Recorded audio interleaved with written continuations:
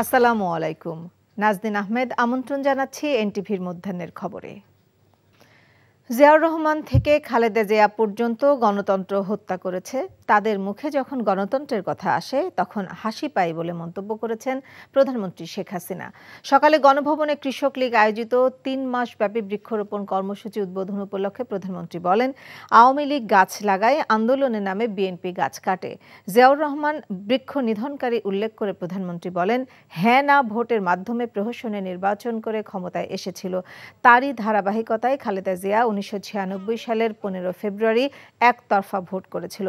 জনগণের আন্দোলনে তাদের পরাজয় হয়েছিল। এখন তারা গণতন্ত্রের কথা বলে। আওয়ামী লীগ দেশকে খাদ্যের স্বয়ংসম্পূর্ণ করেছে, তাই জমি খালি না রেখে সবাইকে খাদ্য উৎপাদনের আহ্বান প্রধানমন্ত্রীর। সেই কৃষ্ণচূড়া গাছ অবৈধভাবে ক্ষমতা দখলকারীরা শুধু মানুষের ভাগ্য নিয়েই যে ছিনিমিনি খেলেছে তা নয়, এদেশের গণতান্ত্রিক ধারাটাও নষ্ট করেছিল। আজকে ভোটের অধিকারের কথা বলে, আমার খুব হাসি পায় যখন দেখি বিএনপি ভোটের কথা উচ্চারণ করে, নির্বাচনের কথা বলে। তো জিয়াউর রহমান অবৈধভাবে ক্ষমতা দখল করে এদেশের ভোটের সমস্ত অধিকারগুলি কেড়ে নিয়েছে। 1996 সালের 15 ফেব্রুয়ারি একটা প্রহসনমূলক নির্বাচন হয়।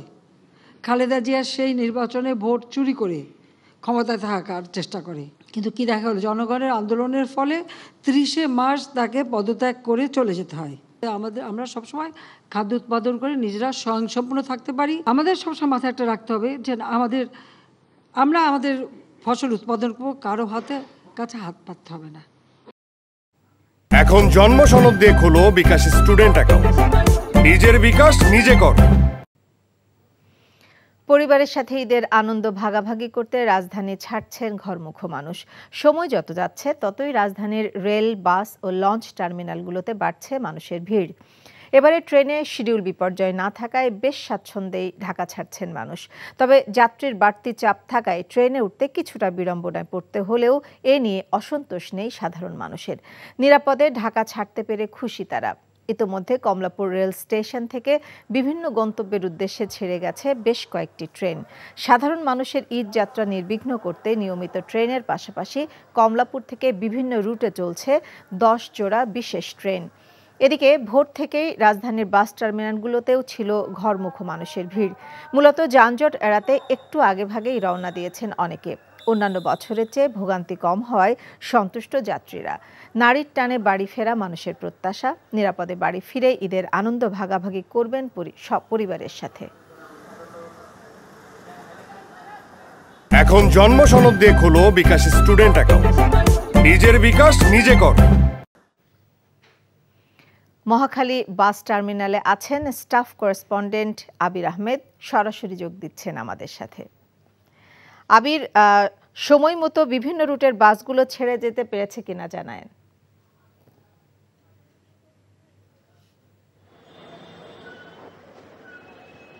সকাল থেকেই ঈদে বাড়ি ফেরা মানুষগুলো কিন্তু যে যেভাবে পারছেন ছুটছেন বাড়ির দিকে।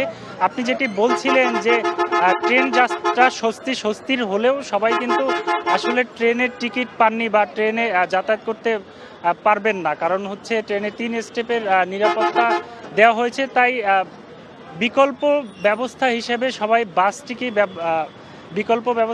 বাসই করছেন যাত্রীরা।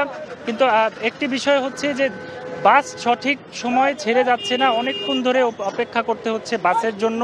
আবার কেউ বাসের টিকিট পাচ্ছেন না এবং বাড়তি ভাড়ার কথাও বলা হয়েছে। আমি কিছুক্ষণ আগে সায়দাবাদ বাস টার্মিনালে কয়েকজন যাত্রীর সাথে কথা বলেছিলাম। তারা যেটি বলছিলেন যে সাধারণভাবে যে ভাড়া তার থেকে অতিরিক্ত ভাড়া নেওয়া হচ্ছে। আমি বাস কর্তৃপক্ষের সাথে এ ব্যাপারে কথা বললে তারা যেটি বলেছেন যে যাওয়ার সময় বাস ভর্তি যাত্রী নিয়ে গেলেও আসার সময় ফাঁকা নিয়ে আসতে হয়। এই জন্য ভাড়া সমন্বয় করার জন্য আসলে তারা কিছুটা ভাড়া বাড়তি নেন। আমি এইমাত্র এখন আছি এখানে কিন্তু দেখা যাচ্ছে যে প্রচুর মানুষ এখনো এখানে টিকিটের জন্য দাঁড়িয়ে আছেন, যে তারা বাড়ি ফেরার জন্য।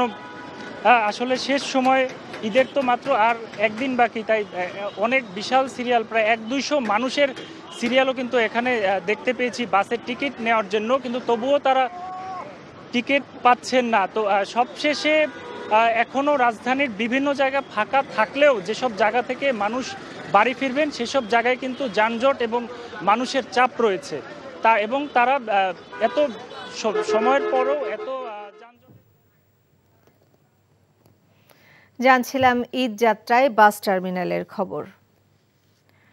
এদিকে প্রায় ৬ ঘন্টা পর ঢাকা টাঙ্গাইল বঙ্গবন্ধু সেতু মহাসড়কে যানবাহন চলাচল স্বাভাবিক হয়েছে।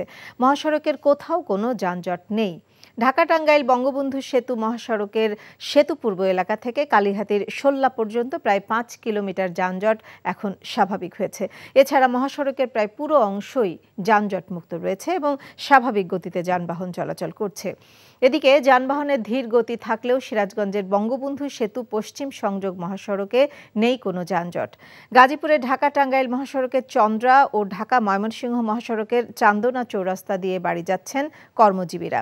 এর ঠিক উল্টো চিত্র দক্ষিণবঙ্গের প্রবেশপথ বঙ্গবন্ধু শেখ মুজিবুর রহমান এক্সপ্রেসওয়েতে নেই যানবাহনের কোনো চাপ। নির্বিঘ্নে দূরপাল্লার গণপরিবহনের পাশাপাশি ব্যক্তিগত গাড়ি ও মোটরসাইকেলে পরিবারের সদস্যদের নিয়ে নিজ নিজ গন্তব্যে ছুটছেন ঘরমুখো মানুষ। এদিকে দেশের দক্ষিণ ও দক্ষিণ পশ্চিমাঞ্চলগামী ঘরমুখী যাত্রীর চাপ বেড়েছে মানিকগঞ্জের পাটুরিয়া ঘাট এলাকায়।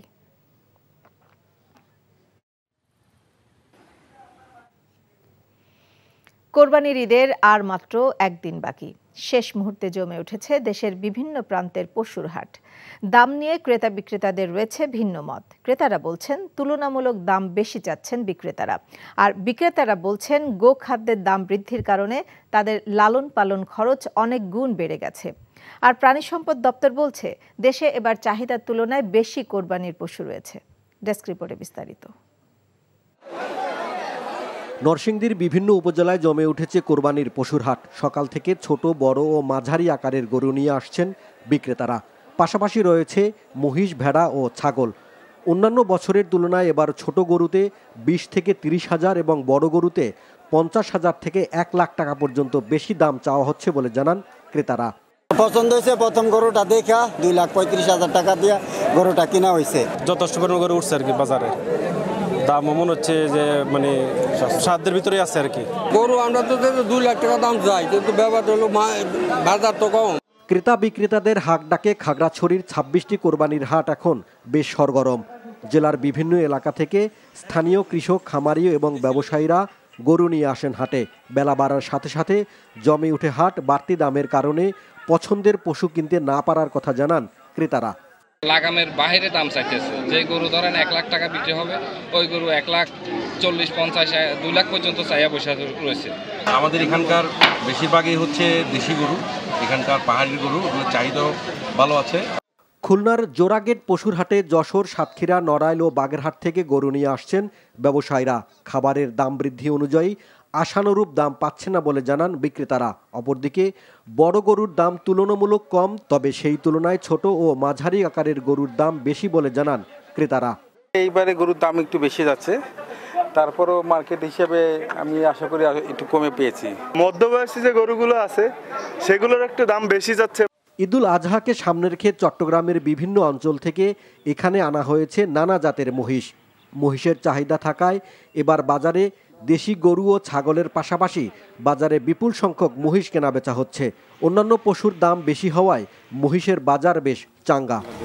ওয়ালিউল্লাহ অলি, এনটিভি নিউজ ডেস্ক। কোরবানির পশুর বেচাকেনার খবর জানতে যাচ্ছি রাজশাহীতে সিনিয়র করেসপন্ডেন্ট সম সাজুর কাছে। সাজু, মাত্র একদিন বাকি ঈদুল আজহার, হাটগুলোতে বেচাকেনা কেমন দেখছেন?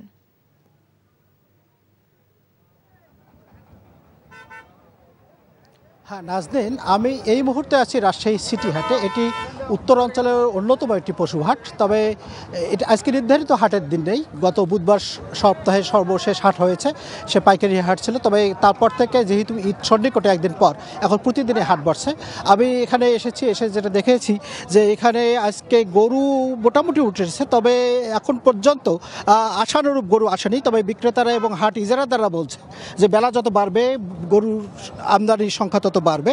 তবে আমি একটু তথ্য আপনাকে জানাতে চাই যে এখানে যে গরুগুলো আজকে উঠেছে আমরা দেখেছি সবগুলো দেশি জাতের গরু এবং তারা রাজশাহীর বিভিন্ন উপজেলা থেকে এবং পার্শ্ববর্তী যে চাঁপাইনবাবগঞ্জ এবং নওগাঁ থেকেও কিছু গরু এখানে এসেছে এবং বেশিরভাগ গরুই আমরা দেখতে পাচ্ছি এখানে মাঝারি সাইজের গরু আজকে বেশি দেখতে পাচ্ছি। তো বিক্রেতাদের সাথে আমি কথা বলেছি, তারা বলছে যে তাদের যে প্রত্যাশা সেই অনুপাতে তারা গরুর দাম আসলে পাচ্ছে না। তারা 1.5 লাখ টাকা যে গরুর দাম গতবারও বিক্রি করেছে সেই গরু এখন 1,10,000 থেকে 1,20,000 টাকা পর্যন্ত পড়ছে। অর্থাৎ আজকে ক্রেতার সংখ্যা আমরা দেখতে পাচ্ছি এখন পর্যন্ত কম। তবে ইজারাদারদের পক্ষ থেকে বলা হয়েছে বিকেলে হাট জমজমাট হবে এবং বিকেলে ক্রেতার সংখ্যা বাড়বে। তবে ক্রেতারাও যারা যে কয়জন ক্রেতারা আসছে তাদের সঙ্গে আমি কথা বলেছি, তারাও বলেছে যে গত দিনের চেয়ে গত যে হাট গত বুধবার যে লাস্ট হাট হয়েছে সেই হাটের তুলনায় আজকে এখানে গরুর দাম কিছুটা কম। তো আমি আপনাকে শেষ করার আগে একটা তথ্য জানিয়ে রাখি যে রাজশাহী যে প্রাণী সম্পদ বিভাগের তথ্য সেই তথ্য অনুযায়ী রাজশাহীতে এবার 1.5 লাখ গরু অতিরিক্ত রয়েছে। নাজনীন। আগারগাঁও আবহাওয়া অফিসে আছেন স্টাফ করেসপন্ডেন্ট জুনায়েদ আল হাবিব, সরাসরি যাচ্ছি তার কাছে। জুনায়েদ, ঈদের দিনে সারা দেশের আবহাওয়া কেমন থাকবে আর কি বলছে আবহাওয়া অফিস?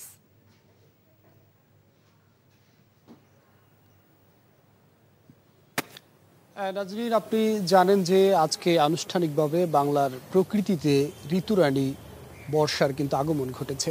আর স্বভাবতই এ কারণেই সামনে যেহেতু মাত্র একদিন বাকি ঈদের, মানুষের জানার আগ্রহ আসলে ঈদের দিন সারা দেশের আবহাওয়া কেমন থাকবে। সেটা জানার জন্যই আমরা এসেছি আবহাওয়া অফিসে। আবহাওয়া অফিসের পক্ষ থেকে আমাদেরকে যেমনটা জানানো হয়েছে যে আসলে আজ থেকে আগামী 3 দিন অর্থাৎ 18 জুন পর্যন্ত দেশের উত্তরাঞ্চলে, যদি আমি আলাদা করে বলতে চাই সেক্ষেত্রে ময়মনসিংহ, রংপুর অঞ্চলে এবং সিলেট অঞ্চলে ভারী থেকে অতি ভারী বর্ষণের পূর্বাভাস রয়েছে কিন্তু যেমনটা জানিয়েছে আবহাওয়া অফিস। এছাড়া দেশের অন্যান্য অঞ্চলে বৃষ্টিপাতের সম্ভাবনা রয়েছে, তবে সেক্ষেত্রে হালকা থেকে মাঝারি বৃষ্টিপাত হতে পারে বলে কিন্তু আবহাওয়া অফিসের পক্ষ থেকে আমাদেরকে জানানো হয়েছে।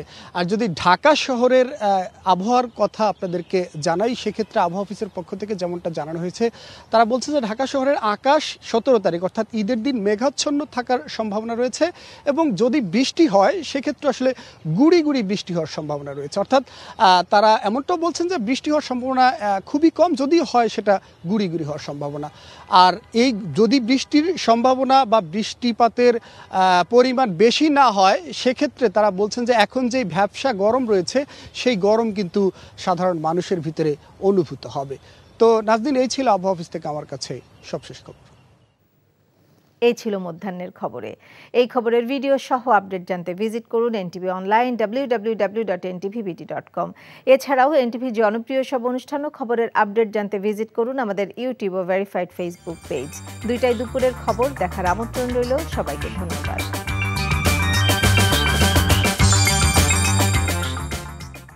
এখন জন্ম সনদ দিয়ে খোলো বিকাশ স্টুডেন্ট অ্যাকাউন্ট। নিজের বিকাশ নিজে কর।